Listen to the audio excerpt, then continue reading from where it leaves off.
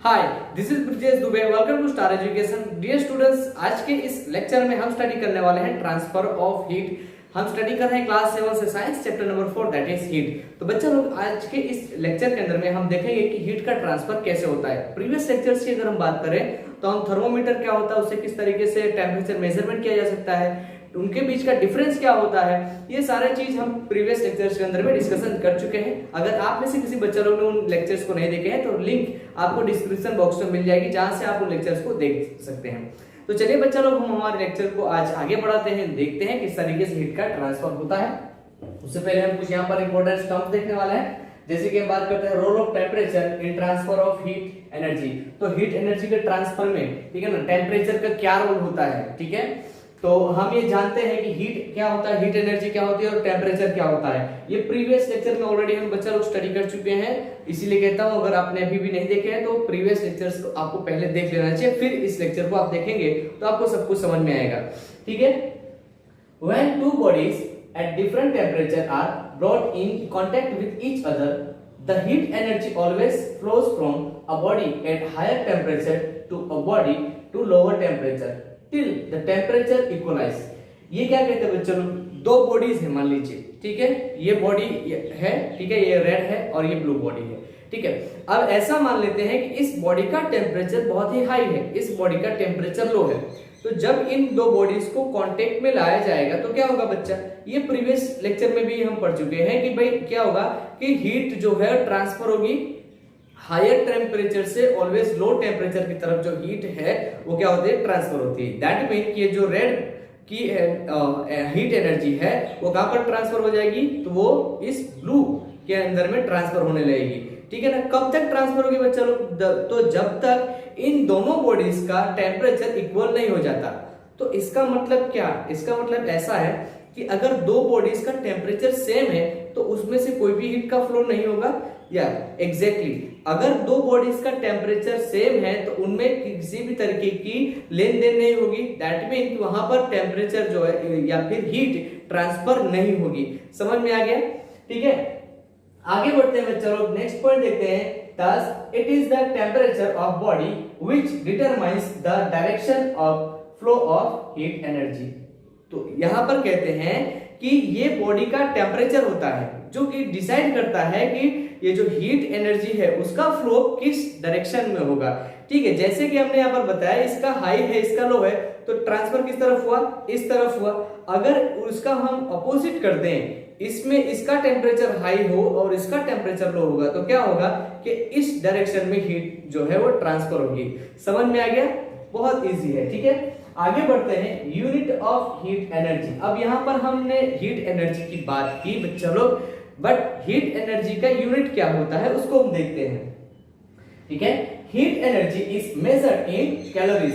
तो heat energy को calorie में मेजरमेंट किया जाता है। कैलोरी क्या होती है बच्चा, तो ये हीट एनर्जी का यूनिट है, ठीक है। अब कैलोरी किसे कहा जाता है, the quantity of heat energy, है ना, हीट एनर्जी की quantity required to rise the temperature of 1 gram of pure water through 1 degree Celsius, ठीक है ना, means 14.5 degree Celsius to 15.5 degree Celsius is called 1 calories। That mean कि 1 gram water लेना है, pure water, उस 1 gram water का 1 degree Celsius temperature हमको क्या करना है, इंक्रीज करना है। उसके लिए हमको जितनी वहां पर एनर्जी अप्लाई करनी पड़ेगी, उस एनर्जी को क्या कहेंगे बच्चा लोग, 1 कैलोरी कहेंगे। अंडरस्टूड, इतनी सी चीज आपको समझ में आ गई। आगे बढ़ते हैं, देखते हैं इफेक्ट्स ऑफ हीट। तो हीट यहां पर इंक्रीज हुआ, ठीक है ना, तो हीट के वजह से इंक्रीज होने से क्या क्या इफेक्ट्स हो सकती है उसको देखते हैं। Temperature rise with heat. तो बच्चा लोग क्या होता है, टेम्परेचर जो है वो हीट एनर्जी अप्लाई करने के साथ साथ में इंक्रीज होता है। एज लाइक आपको प्रीवियस अगर लेक्चर याद हो तो यहां पर अगर हमारे पास में मान लीजिए कि ये एक बीकर है, ठीक है, बाउल है, इसके अंदर में वाटर भरा हुआ है। अब बच्चा लोग आप इसको जिस तरीके से यहां पर इसको हीट अप्लाई करते जाओगे वैसे वैसे क्या होगा, इसका टेम्परेचर इंक्रीज होता जाएगा, है ना। तो इसको हम थर्मोमीटर से भी इसको मेजरमेंट कर सकते हैं। नेक्स्ट पॉइंट देखते हैं, हीट कॉजेस एक्सपेंशन। तो हीट की वजह से एक्सपेंशन होता है, मींस कि साइज जो है उसकी इंक्रीज होती है। वैसे अगर हम हीट की बात करते हैं तो हीट अप्लाई करने से किसी भी बॉडी का जो एक्सपेंशन होता है वो क्या होता है, बढ़ता है। मींस कोई भी बॉडी जो है वो एक्सपांस होती है। जैसे कि बात करें सॉलिड की बात करें, लिक्विड की बात करें, या तो फिर हम गैसेस की बात करते हैं, सभी में ऐसा देखने को मिलता है। एग्जाम्पल के तौर पर बात करें तो हमको एक बॉटल ले लेना है, ठीक है ना। यहाँ पर एक बॉटल ले लेते हैं इस तरीके से, और आप ये जो बॉटल है वो कैसी होनी चाहिए बच्चा लोग, खाली होनी चाहिए, एम्प्टी बॉटल होनी चाहिए। अब यहाँ पर एक आप बलून लगा दीजिए, ठीक है ना, आप एक बलून लगा दीजिए इस तरीके से। जब आप इसको यहाँ से हीट अप्लाई करेंगे ना, हीट, ठीक है, तो क्या होता है, इस बॉटल के अंदर में कुछ भी नहीं है, एम्प्टी है, दैट मीन कि इसमें एयर है। तो वो एयर हीट की वजह से एक्सपांड होगी। एक्सपांड होने के बाद बच्चा लोग क्या होगा कि ये जो बलून है वो बलून क्या हो जाएगा, ब्लो होगा, ठीक है ना। तो इस तरीके से हम समझ सकते हैं कि हीट अप्लाई करने से कोई भी जो ऑब्जेक्ट होता है, या यूं कहें कि कोई भी सब्सटेंस होता है, कोई भी मटेरियल, तो उसकी साइज में क्या होता है, इंक्रीमेंट देखने को मिलता है, ठीक है। इसी में नेक्स्ट पॉइंट देखते हैं बच्चा लोग, क्या कहते हैं, expansion is the greatest in gases, less in liquid and the least in solid. तो एक्सपेंशन की बात करें तो सबसे हाई एक्सपेंशन गैसेस के अंदर में देखने को मिलता है, उससे थोड़ा सा लो किसमें, लिक्विड्स में देखने को मिलता है। और सॉलिड्स की बात करते हैं तो सॉलिड में सबसे कम देखने को मिलता है, ठीक है। तो ये आपको एग्जाम के अंदर में पूछा जा सकता है, ठीक है। तो थर्ड देखते हैं, थर्ड इफेक्ट क्या कहती है बच्चा लोग, heat causes change of state. तो हीट की वजह से किसी भी बॉडी के स्टेट में चेंज होता है। इसको समझने के लिए हम यहाँ पर एग्जांपल ले लेते हैं, आइस, ठीक है। आइस है हमारे पास में, आइस को जब हम थोड़ा सा क्या करेंगे बच्चा लोग, थोड़ा सा उसका टेम्परेचर बढ़ाएंगे, ठीक है ना, तो क्या होगा कि आइस में से वाटर बनेगा, ठीक है, वाटर। अब बच्चा लोग जब इस वाटर को और हम हीट करेंगे तो क्या बनेगा, इसमें से वेपर निकलेगी, है ना, समझ में आ रहा है ना, वेपर निकलेगी। और फिर अगर इस वेपर को, वेपर मतलब इसका गैसीय स्टेट होगा वाटर का, अगर इस वेपर को हम थोड़ा सा कूल करते हैं तो फिर से रिवर्स होगा, इस वेपर में से क्या बन जाएगा बच्चा लोग, वाटर बनेगा। और उसके बाद में इस वाटर को और भी हम कूल करते हैं तो क्या मिल जाएगा हमको, फिर से आइस मिल जाएगा। ये चीज आप पहले से ही जानते हैं, है ना। तो यहाँ पर ये किस वजह से हुआ, तो यहाँ पर हीट एनर्जी को चेंज करने की वजह से ये सारी चीजें हमको देखने को मिली। अब जो हम देखने जा रहे हैं वो बहुत ही मोस्ट इंपोर्टेंट टॉपिक है आपके इस चैप्टर का, ठीक है, that is transfer of heat. तो आज के इस लेक्चर के अंदर में हम इन दो चीजों के अबाउट में स्टडी करेंगे, that is conduction and convection, ठीक है ना। तो heat can transfer by 3 methods. तो हीट जो है 3 मेथड से ट्रांसफर की जा सकती है। कौन कौन सा है, फर्स्ट जो है हमारा conduction, second is convection and third is radiation, ठीक है बच्चा लोग। तो पहले हम इसके अंदर में देखेंगे किसको, कंडक्शन देखेंगे, कंडक्शन क्या होता है, उसके बाद में हम कन्वेक्शन देखेंगे। उससे पहले यहाँ पर एक जो एग्जांपल है, ठीक है ना, एक एक्सपेरिमेंट है आपकी बुक का, उसको पहले समझ लेते हैं। यहाँ पर 2 ब्रिक इस तरीके से लगा कर रखा है, यहाँ पर एक मेटल की स्ट्रिप मैंने रखी है, ठीक है ना, मेटल, यहाँ पर लिख दे रहा हूं मेटल, चलो ठीक है, मेटल की स्ट्रिप यहाँ पर रख दी गई है। अब क्या करते हैं, यहाँ पर हमने यहाँ पर जो छोटे छोटे लगा के रखे दैट इज वैक्स, ठीक है, और यहाँ पर क्या रखा हमने, कैंडल जला करके रख दिए। हम ये जानते हैं कि अगर वैक्स को हम थोड़ी सी भी हीट देंगे तो वो मेल्ट होने लगती है, क्लियर दैट।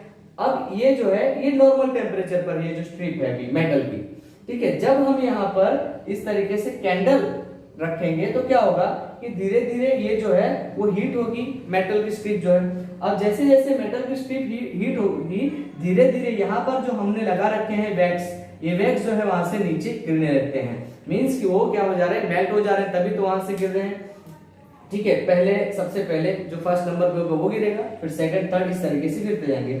तो ये जो हमारे पास में एक्सपेरिमेंट है ये क्या कंक्लूड करता है बच्चा लोग, ये कंक्लूड करता है कि कोई भी ऑब्जेक्ट होता है, ठीक है ना, उसमें से क्या होता है, हीट जो है वो फ्लो करती है। बट सभी में से क्या फ्लो करता है, तो सभी ऑब्जेक्ट में से हीट फ्लो नहीं होती है, इसको हम अभी देखने वाले हैं, ठीक है। तो यहाँ पर हमने ये आपकी बुक का एक यहाँ पर एक्सपेरिमेंट देखा। अब हम चलिए नेक्स्ट आगे बढ़ते हैं, देखते हैं कि कंडक्शन किसे कहा जाता है और किस तरीके से ये होता है। चलिए बच्चा लोग हम लेक्चर को आगे बढ़ाते हैं, देखते हैं कि कंडक्शन और कन्वेक्शन क्या होता है। तो हम पहला देख रहे हैं बच्चा लोग कि हीट जो ट्रांसफर होता है किस तरीके से होता है। तो उसमें पहला देख रहे हैं कंडक्शन, कंडक्शन के थ्रू हीट किस तरीके से ट्रांसफर होता है हम उसको देखने जा रहे हैं। Conduction is a process in which heat is transfer from the hotter end of an object to its cooler end. तो कंडक्शन क्या है बच्चा लोग कि ये एक हीट ट्रांसफर होने की मेथड है, सीधी सी बात, ठीक है। कैसे होती है, तो हॉटर ऑब्जेक्ट से या फिर हॉटर एंड से कूलर एंड की तरफ हो रही है। जैसे मैंने अभी जस्ट आपको एग्जांपल के थ्रू समझाया बच्चा लोग कि ये मान लीजिए हॉट है, ये कूल है। हम अगर इसको एक दूसरे के साथ में अगर हम टच में रखते हैं क्या होगा, तो ये जो हॉट है ये अपनी हीट ट्रांसफर करेगा इस कूल वाले ऑब्जेक्ट के अंदर में। अगर ये हॉट है ये कूल है तो ये क्या करेगा, ये अपनी हीट इस कूल वाले को देगा। समझ में आया, दैट इज कंडक्शन, ठीक है। In solid heat is transfer by the process of conduction. तो ये जो कंडक्शन है बच्चा लोग ये जनरली किसमें देखने को मिलता है, तो ये जनरली सॉलिड सब्सटेंस के अंदर में देखने को मिलता है। मींस कि सॉलिड सब्सटेंस के अंदर में कंडक्शन मेथड के थ्रू हीट जो है वो ट्रांसफर होती है। आगे बढ़ते हैं, it is not possible in vacuum. बच्चा लोग ये प्रोसेस वैक्यूम में पॉसिबल नहीं है। दैट मीन कि अगर कंडक्शन की प्रोसेस हो रही है तो उसको कोई ना कोई मीडियम जरूर चाहिए होता है। अंडरस्टूड, तो ये आपको याद रखना है क्योंकि इसके नेक्स्ट वाला जो टॉपिक हम देखेंगे उसमें हम यही चीज समझेंगे। तो बच्चा लोग ये तो समझा कि कंडक्शन, बट कंडक्शन एक्चुअल में होता कैसे है। तो मैं आपको यहाँ पर फिगर के थ्रू थोड़ा सा इसको समझा देता हूँ कि किस तरीके से होता है। हालांकि आपके टेक्स्ट बुक के अंदर में इतने डिटेल में नहीं समझाया हुआ है, ठीक है ना। तो आप इसको समझ लीजिए किस तरीके से होता है। हम जानते हैं कि सभी ऑब्जेक्ट जो है वो छोटे छोटे पार्टिकल्स के बने हुए होते हैं। समझ में आ रहा है ना, इस तरीके से। तो यहाँ पर फुल ऑफ पार्टिकल्स है इसके अंदर में, इसको हम मान लेते हैं कि ये कोई मेटल है, ठीक है। ये क्या है, दैट इज मेटल, ठीक है ना। अब इस मेटल को हम यहाँ पर कैंडल के थ्रू क्या कर रहे हैं बच्चों लोग, इसको कैंडल के थ्रू हम यहाँ से हीट कर रहे हैं, ठीक है ना। हीटिंग क्या होगी, हीटिंग इसके अंदर में जाएगी, ठीक है। अब क्या होता है, इसके पार्टिकल्स बच्चों लोग, इसके पार्टिकल्स हीट होंगे, ठीक है ना, क्योंकि इसको हीटिंग एनर्जी मिल रही है। अब ये हीट होंगे तो ये पार्टिकल्स जो है वो अपनी प्लेस से कहीं पर जाएंगे नहीं, वहीं पर रहेंगे। बट क्या करेंगे, वो इनमें थोड़ी सी काइनेटिक एनर्जी आ जाती है एंड दैट्स व्हाई ये जो यहाँ से एनर्जी फ्लो हो रही है, ठीक है, हीट एनर्जी फ्लो हो रही है, वो काइनेटिक एनर्जी के थ्रू इसके पूरे ऑब्जेक्ट के अंदर में फ्लो होती है। जैसा कि अभी हमने एग्जांपल देखा था कि किस तरीके से उस स्ट्रिप के अंदर में जो भी हम वैक्स के छोटे छोटे टुकड़े, तो छोटे छोटे टुकड़े क्या हो रहे थे, मैट होकर के गिर रहे थे, ठीक है ना। उसी तरीके से यहाँ पर भी हीट का कंडक्शन होता है, ठीक है। अब कंडक्शन जो होता है बच्चा लोग, तो क्या सभी ऑब्जेक्ट के अंदर में ये कंडक्शन सेम होगा, नहीं होगा। व्हाई, बिकॉज सभी जो मटेरियल्स होते हैं, सब्सटेंस होते हैं, वो अलग अलग होते हैं, अलग अलग प्रॉपर्टी के होते हैं। तो उनमें जो हीट का ट्रांसफर है वो भी कैसा होगा, अलग अलग होगा। तो उन्हीं के अकॉर्डिंग हम यहाँ पर स्टडी करने जा रहे हैं कि भाई ये कंडक्शन का टाइप कैसे होता है या कितने होते हैं। तो टाइप्स ऑफ कंडक्टर्स हम अब देखने जा रहे हैं कि भाई इन सभी के अंदर में जो कंडक्शन होता है हीट का वो किस प्रकार से होता है, और उसके अकॉर्डिंग हमने यहाँ पर उस कंडक्टर्स के नाम रखे हुए हैं। तो पहला देखते हैं बच्चा लोग, गुड कंडक्टर्स। गुड कंडक्टर्स किसे कहा जाएगा, मींस जिसके अंदर में हीट जो है फ्लो हो रही है उसे हम कंडक्टर कहेंगे, ठीक है ना। तो उसके भी टाइप्स है बच्चा लोग। Good conductors, the substance that allow heat to pass through them are called conductors of heat. So ऐसा सब्सटेंस जो हीट को अलाउ करता है पास होने के लिए, ऐसे सब्सटेंस को हम क्या कहेंगे बच्चा लोग, ऐसे सब्सटेंस को हम कहेंगे कंडक्टर्स, ठीक है। All metals are good conductors of heat. तो सारे मेटल्स जो है जितने भी जनरली सारे कैसे हैं, अच्छे कंडक्टर्स हैं हीट के, ठीक है ना। एग्जाम्पल की बात करते हैं, आयरन, कॉपर, एल्यूमिनियम एक्सेट्रा, ये सारे कैसे हैं बच्चों लोग, मेटल्स हैं। और मेटल्स कैसे होते हैं, वो हीट के गुड कंडक्टर्स होते हैं। अब यहां पर हम देखने जा रहे हैं इंसुलेटर की बात करते हैं। इंसुलेटर या अदर वर्ड में कहेंगे बैड कंडक्टर्स। तो बैड कंडक्टर्स किसे कहेंगे, the substance that do not allow heat to pass through them are called poor conductor of heat और इंसुलेटर। तो ऐसे सब्सटेंस की अगर हम बात करते हैं बच्चों लोग की जो अपनी बॉडी में से हीट को पास नहीं होने देते, उनको हम क्या कहेंगे, उनको हम बैड कंडक्टर्स कहेंगे, या तो फिर उनको क्या कहेंगे, हम इंसुलेटर्स कहेंगे, ठीक है। तो यहाँ पर अगर हम बात करते हैं प्लास्टिक, ठीक है ना। प्लास्टिक क्या है, चलो यहाँ पर लिख देते हैं भाई, लिखा नहीं है तो प्लास्टिक, ठीक है। उसके बाद में हम बात करते हैं वुड। ठीक है, तो ये दोनों कैसे हैं बच्चा लोग, तो ये बहुत ही बैड कंडक्टर्स है किसके, हीट के। ठीक है, समझ में आया आपको। अब यहां पर इसको समझने के लिए मैं आपको एक एग्जांपल बताता हूं, ठीक है ना। कुछ यूटेंसिल्स को अपने घर में देखिए, ठीक है, एग्जांपल के तौर पे कुकर को ले लेते हैं, ठीक है, और पैन को ले लेते हैं। तो जनरली उनके जो हैंडल होते हैं पकड़ने के लिए वो हार्ड या तो प्लास्टिक के बने होते हैं या तो फिर वुड के बने होते हैं। वैसे वुड के बहुत ही कम बने हुए होते हैं, पहले बनते थे वुड के, आजकल जो जनरली मिल रहे हैं वो हार्ड प्लास्टिक के बने हुए होते हैं। ठीक है, अब ये जो उनके हैंडल्स होते हैं हार्ड प्लास्टिक के बने हुए क्यों होते हैं? चलो देखिए, जब पैन को या तो फिर उस कुकर को जब गैस पर रखा जाता है तो गैस क्या करता है, उसको हीट देती है, तो पूरा जो आपका वेसल रहता है ना, पूरा वेसल हीट हो जाता है, क्योंकि वो किसका बना होता है, मेटल का बना हुआ होता है। Is it clear? जब वो पूरा मेटल जो है हीट हो जाएगा तो आपको अगर उसको नीचे रखना है, उतारना है, तो क्या करोगे आप जल जाओगे, सीधी सी बात है। इसके लिए उसके ऊपर में वो जो प्लास्टिक के, हार्ड प्लास्टिक का उसके ऊपर कवरिंग चढ़ाया रहता है या तो फिर वो हैंडल बनाया हुआ गया रहता है, जिससे क्या होता है कि वो बैड कंडक्टर होने की वजह से उसके अंदर हीट ट्रांसफर नहीं होती है, एंड दैट्स व्हाई वो हीट नहीं होता है और आसानी से उसको हम पकड़ करके उतार सकते हैं। Is it clear? चलिए हम आगे बढ़ते हैं। अब देखते हैं बच्चा लोग कि कन्वेक्शन किसे कहा जाता है। ठीक है, तो यहां पर आपने कंडक्टर को अच्छे से समझा, कन्वेक्शन की बात करते हैं।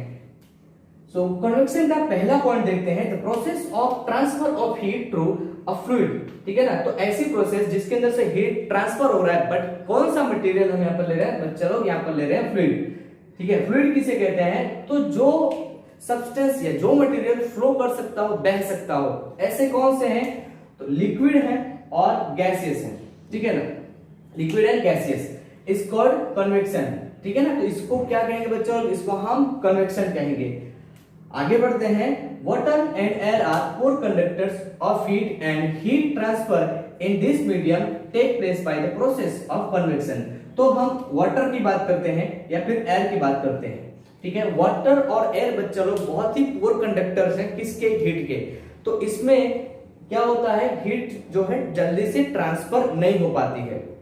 ठीक है, लेकिन अगर आप कहीं थोड़ी सी मोमबत्ती जला करके रख दीजिए और उसके आसपास अपने हाथ रखेंगे तो क्या होता है, आपके हाथ में फिर भी क्या होता है बच्चों लोग की हीट लगती है। तो ऐसा क्यों होता है, बिकॉज आपके आसपास एयर होती है और वो एयर जो है वो ट्रांसफर करती है उस हीट को आपके हैंड तक, एंड यही होता है मीडियम की, आप उस हीट को ट्रांसफर होने के लिए मीडियम जरूरी है, विदाउट मीडियम वो फ्लो नहीं कर सकती है।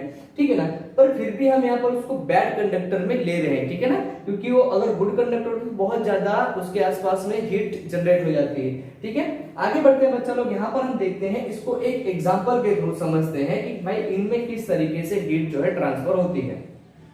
आपके बुक में इस तरीके से दिया हुआ है, अच्छे से समझाया हुआ है।